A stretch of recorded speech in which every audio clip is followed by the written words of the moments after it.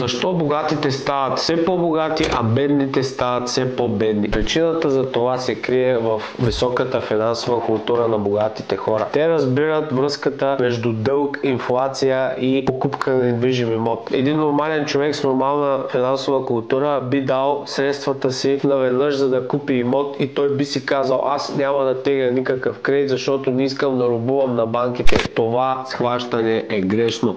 Богатия и успешен човек с добра финансова култура винаги ще използва дълг, за да обезпечи активите си.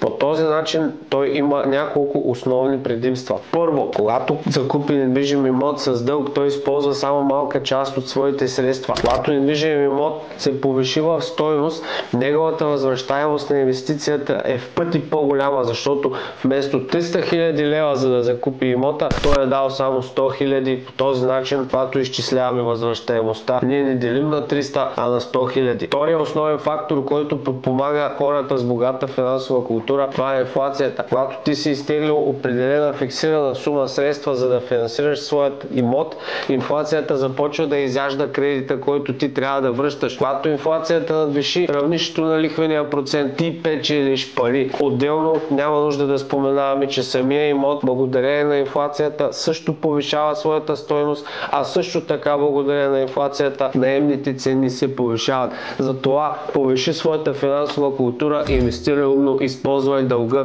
като инструмент. За дълг данъци не се плащат.